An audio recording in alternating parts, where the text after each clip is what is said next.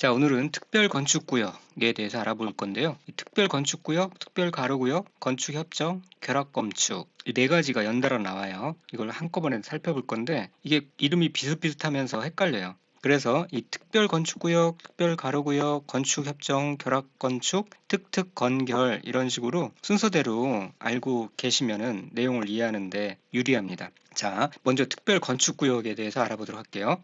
의의는 조화롭고 창의적인 건축물의 건축을 통하여 도시경관의 창출, 건설 기술 수준 향상 및 건축 관련 제도 개선을 도모하기 위하여 이 법 또는 관계법 령에 따라서 일부 규정을 적용하지 아니하거나 완화 또는 통합하여 적용할 수 있도록 특별히 지정하는 구역을 말해요. 그러니까 특별건축구역으로 지정한다는 것은 뭔가 그렇게 해서 혜택을 주는 거예요. 그렇기 때문에 일부 규정을 적용하지 않을 수도 있고요. 그리고 완화하고 뭔가 통합해서 적용하고 그런 방식을 통해서 혜택을 준다는 거예요. 그래서 이 특별건축구역은 아무한테나 이렇게 특별건축구역에 혜택을 주는 것이 아니라 국가 또는 지방자치단체가 건축하는 건축물인 경우 또는 공공기관이 건축하는 건축물 등 이런 것들이 공공성 있는 건축물일 때 그럴 때 특별건축구역으로 지정할 수가 있어요. 민간이 하는 것은 해당이 안 됩니다. 그리고 이 지정권자는 국토교통부 장관과 시도지사가 해당됩니다. 자, 국토교통부 장관이 지정하는 경우는 국가가 국제행사 등을 개최하는 도시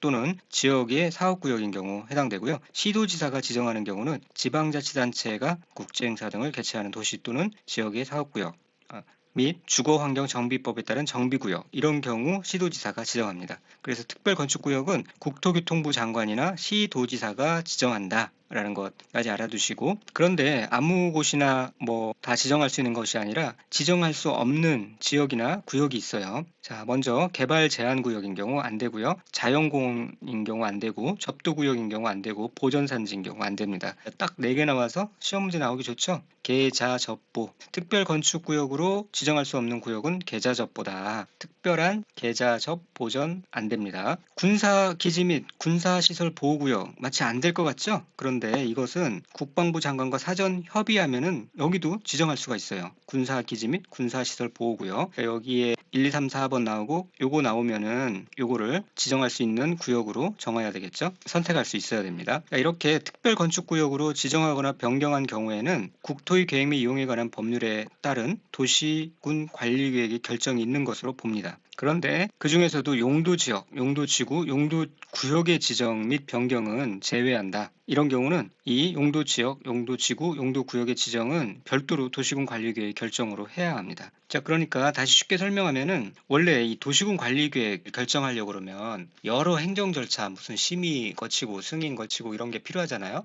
그런데 이 특별건축구역 으로 지정을 하면은 그 지정 행위만으로 도시군 관리 계획을 결정한 것 같은 효력을 인정해 주겠다. 그런 의미예요. 그런데 이 용도 지역, 용도 지구, 용도 구역을 바꾼다는 것은 그 국계법에 있어서도 예를 들어서 뭐 지구단이나 기반 시설 계획 이런 것들이 여러 가지가 있는데 그 중에서도 이제 그런 계획과는 달리 이 용도 지역, 용도 지구, 용도 구역을 바꾼다는 것은 직접 토지의 활용도나 건축 제한 등이 크게 변하는 거예요. 이 용도 지역, 용도 지구, 용도 구역은. 그래서 이 특별 건축 구역 지정만으로 자동으로 용도 지역 등 용도 지역까지 바꿨다고 그렇게 보기는 어려우니 이런 경우에는 별도로 도시군 관리 계획을 정하는 절차에 따라서 결정해야 한다.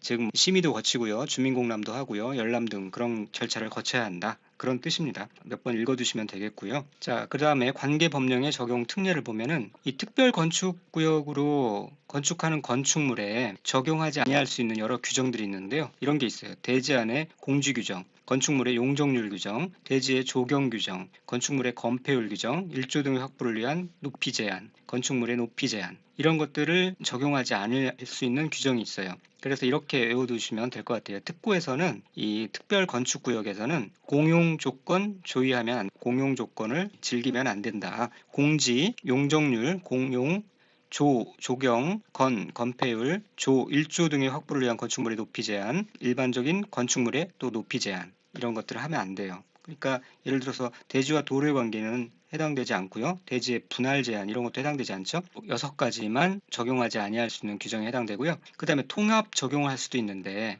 이 미술 작품의 설치나 공원의 설치, 부설 주차장의 설치 이런 것들은 개별 건축물마다 적용하지 아니하고 특별 건축구역 전부 또는 일부를 대상으로 통합해서 적용할 수 있습니다. 그래서 통합해서 적용할 수 있는 것은 통합미술 공부다. 공원의 설치, 부설 주차장의 설치다. 그렇게 암기하시면 되겠습니다. 자, 그 다음에 특별 가로구역에 대해서 알아볼게요. 특별 건축구역에 대해서 알아봤고 이제 특별 가로구역에 대해서 알아볼게요. 특별 가로구역은 이 정도 의의만 알고 계시면 돼요. 교토교통부 장관 및 허가권자는 도로에 인접한 건축물의 건축을 통한 조화로운 도시경관의 창출을 위하여 경관지구 혹은 지구단위 계획구역 중 미관 유지를 위하여 필요하다고 인정하는 구역에서 도로에 접한 대지의 일정 구역을 특별 가로구역으로 지정할 수 있습니다. 자, 중요한 거는 개발을 활성화하는 게 아니에요. 개발을 목적으로 특별 가로구역으로 지정하는 게 아니라 조화로운 도시경관의 창출을 위해서 한다. 미관 유지를 위해서 하는 것이다. 그렇게 알아두시면 되고요. 자, 후에 다시 또 특별 가로구역이라는 말이 나오거든요. 그때 나오면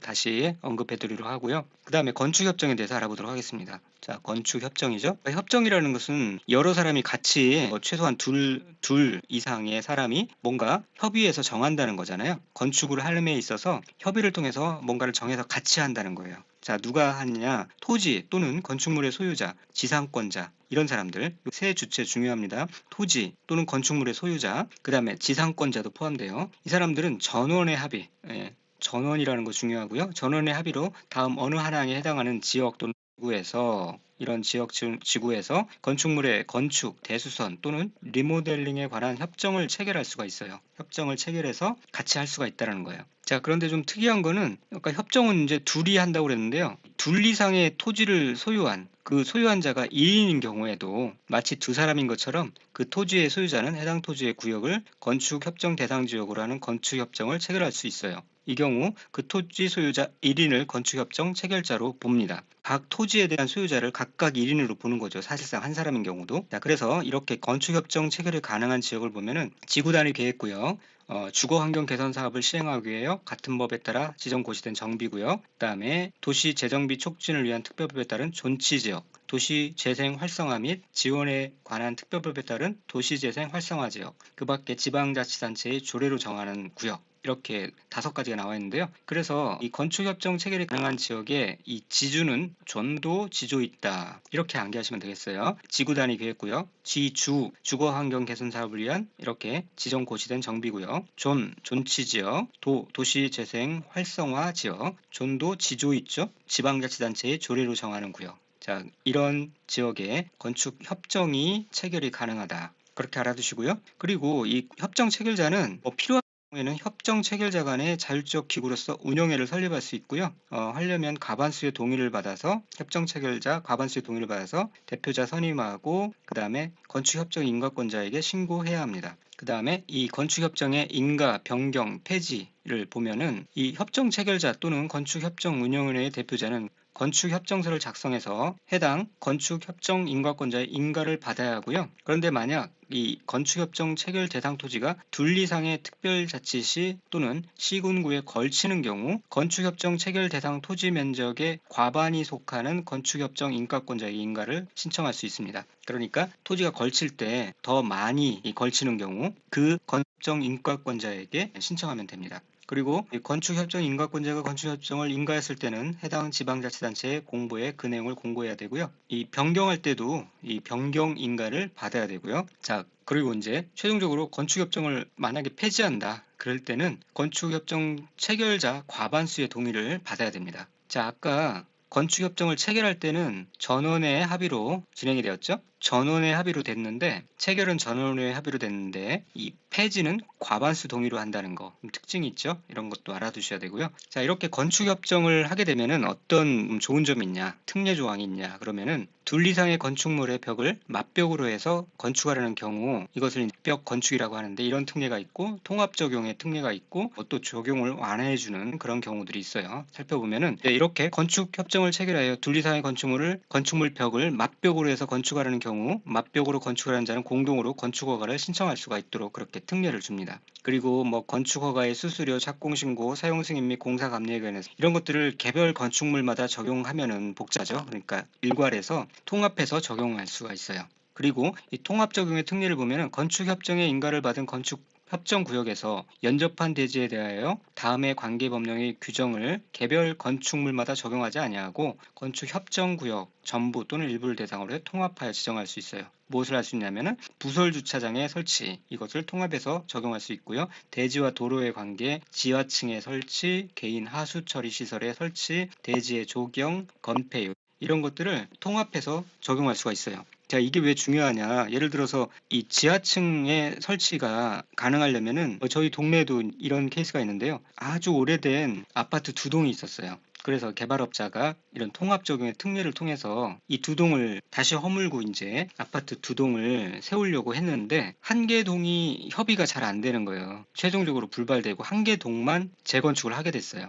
그러다 보니까 이 지하 주차장을 설치를 못했어요. 어떤 면적 제한 때문에 효율성이 떨어져서 만약에 두 개 동을 같이 했으면은 지하 주차장을 설치했겠죠. 그러면 한층 더 좋은 조건이 만들어졌을 텐데 겨우 이제 필로티 구조로 해서 차 몇 대 주차할 수 있는 정도밖에 하지 못했어요. 그러다 보니까 재건축을 한 측도 물론 훨씬 더 좋아졌고 재산 가치도 향상이 되었지만 더 큰 혜택을 누리지 못했고 이제 문제는 재건축에 동의하지 않은 오래된 아파트는 아직 그 상태로 남아 있어요. 그러다 보니까 정말 뭐 흉물처럼 보이는 상황이 돼버렸죠. 만약에 두 개 동이 같이 재건축을 하기로 했다. 그래서 이렇게 통합 적용이 적용됐다. 그러면은 지하층까지 넓게 확보를 해서 아주 좋은 환경을 만들었을 겁니다. 이제 그런 거예요. 통합 적용을 하게 되면은 이렇게 이제 부설 주차장, 대지와 도로의 관계, 지하 주차장, 개인 하수 처리 시설, 대지의 조경, 건폐율 이런 것들을 같이 통합해서 적용해서 좀 더 좋은 조건으로 만들어낼 수가 있는 거죠.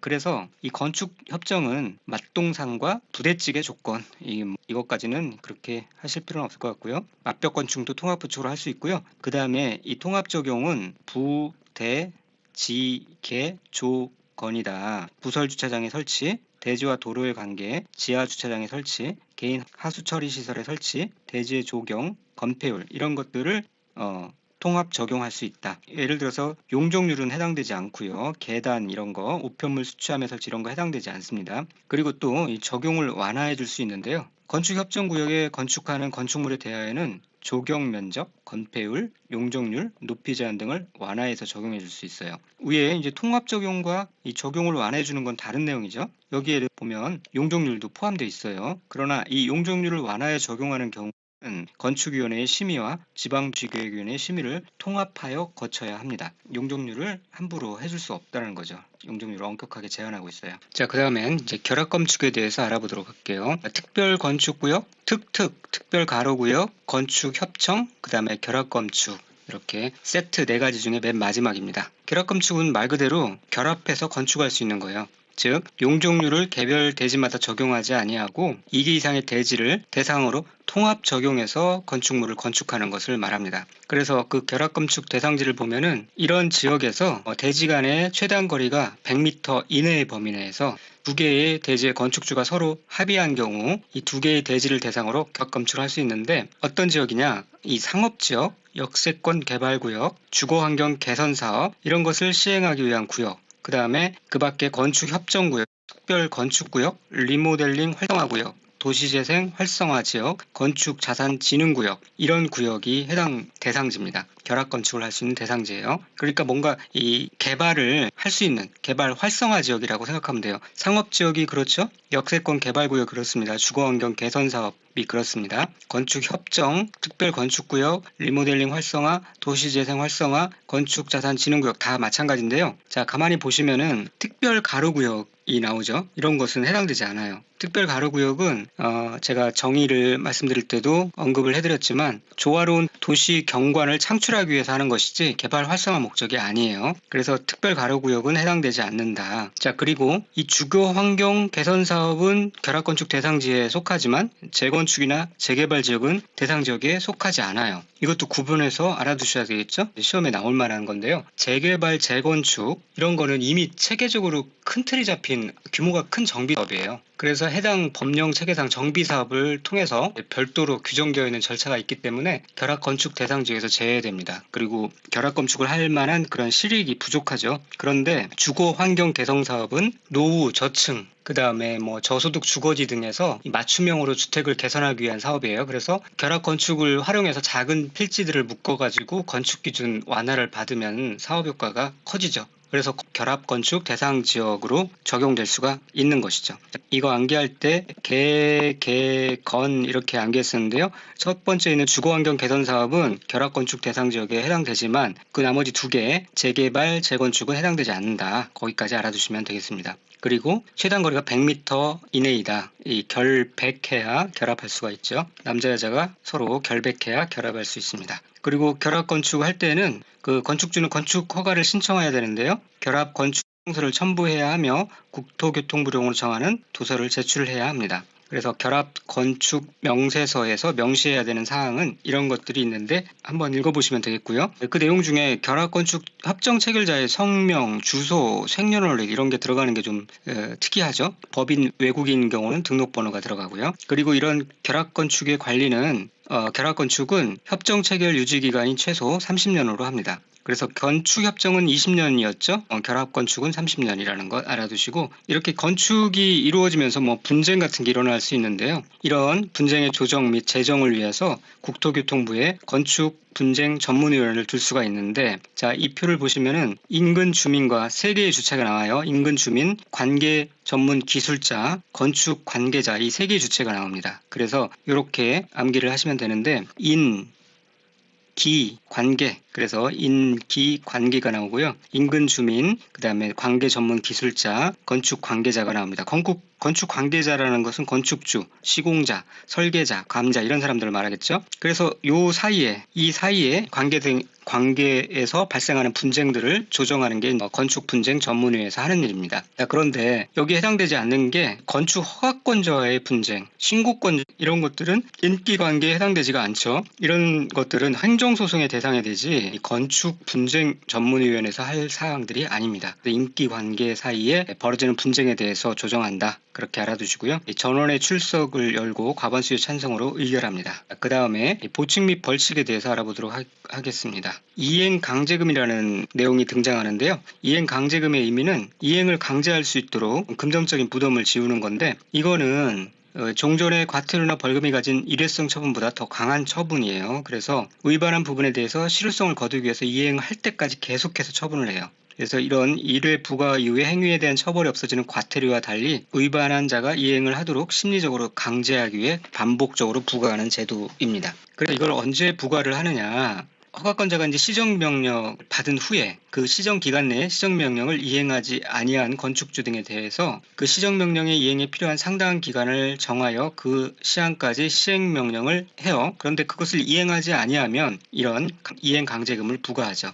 그래서 이행강제금을 어떻게 부과하느냐 그 내용이 밑에 나오는데요. 시험에 자주 나오지는 않지만 한번 살펴보도록 하겠습니다. 건축물이 건폐율 또는 용적률 초과하여 건축될 경우 또는 허가를 받지 아니하거나 신고를 하지 아니하고 건축된 경우 또 지방세법에 따라 해당 건축물에 적용되는 이런 경우에는 지방세법에 따라 해당 건축물에 적용되는 1제곱미터의 시가 표준액의 2분의 50 그러니까 2분의 1에 해당하는 금액에 위반 면적을 곱한 금액 이하의 범위에서 위반 내용에 따라 대통령이 정하는 다음의 비율을 곱한 금액. 자, 그래서 그 위반 내용에 따라 대통령으로 정하는 다음의 비율이란 건 무엇이냐? 허가를 받지 아니하고 건축한 경우에는 100분의 100 무허가인 경우죠. 용적률을 초과해 건축한 경우는 100분의 90%, 건폐율을 초과해 건축한 경우는 100분의 80%, 신고를 하지 아니하고 건축한 경우 100분의 70 이렇게 됩니다. 그래서 이거를 수식으로 다시 표현하면은 이행강제금은 위반 면적 곱하기 1제곱미터당 시가 표준액의 2분의 1 그러니까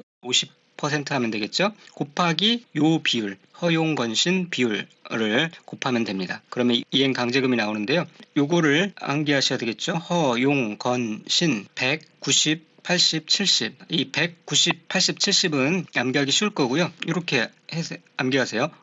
감탄사죠. 용건이라는 배우가 있죠. 아주 늦음하게 아들을 낳았잖아요. 자녀를 낳았어요. 아주 그냥 대단하십니다. 허용건 신이네. 허용건 신이야. 허용건 신 그렇게 암기를 해주시면 되겠고요. 100, 9, 8, 7 그렇게 순서대로 암기하시면 되겠습니다. 기타 위반 건축물에 해당하는 경우 그 건축물에 적용되는 시가표준액에 상당하는 금액의 100분의 10의 범위에서 위반 내용에 따라 대통령이 정하는 금액을 부과를 하고요. 그런데 영리 목적을 위한 위반이나 습적 위반의 경우에는 이행강제금 부과 금액을 100분의 100의 범위에서 가중해야 됩니다. 상습적이라는 것은 3년 이내에 2회 이상 위반할 때를 말하고요. 그리고 이행강제금을 감경할 수도 있는데 연면적이 60제곱미터 이하인 주거용 건축물은 주거용 건축물입니다. 상가용 건축물이 아니라 이행강제 금액의 2분의 1 범위에서 부과를 하고요. 이 이행강제금을 부과하기 전에 이행강제금을 부과 징수한다는 뜻을 미리 문서로서 계고를 해야 돼요. 문서로서 알려줘야 되고 부과 횟수는 최초의 시정명령이 있는 날을 기준으로 해서 1년에 2회 이내의 범위에서 해당 시정명령이 이행될 때까지 반복해서 이행강제금을 부과 징수할 수 있습니다.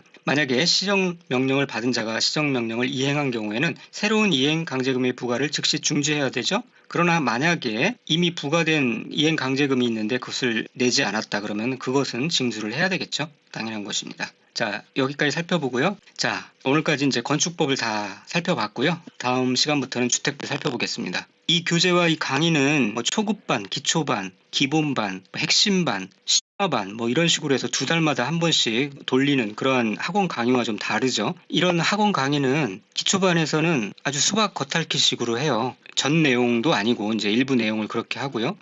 기본반에서는 또 기초반에서 못 다룬 내용을 위주로 조금 더 좀 자세히 하고, 그리고 또 심화반에서는 좀 더 보강된 내용을 하고, 핵심반에서는 다시 전체를 다시 훑고 그런 식으로 계속 교재도 바꿔가면서 내용을 진행하기 때문에 전체 커버하려면은 전체 과정을 다 들어야 돼요. 그러다 보면 시간도 없고요. 교재도 계속 바꿔야 되고 배가 산으로 가죠. 그런데 제가 지금 진행하는 강의는 교재 한 권과 이 기출문제집 한 권, 이거를 이런 기초, 기본, 심화, 핵심 이런 거 필요 없이 한 강의로 다 소화할 수 있도록 진행하고 있는 거예요. 그러니까 가장 짧은 시간에 가장 순도 높은 내용을 효과적으로 학습해서 60점 이상 충분히 받을 수 있도록 하는 겁니다. 그래서 이 과정을 시간이 허락하는 한에서 계속 반복하는 게 시간도 절약하고 고득점을 얻을 수 있는 방법이다 그렇게 생각하시고 공법에 한해서는 이렇게 커버를 하시길 바랍니다. 그러면 반드시 좋은 결과를 얻을 수 있을 거예요. 감사합니다. 다음 시간에 또 뵙도록 하겠습니다.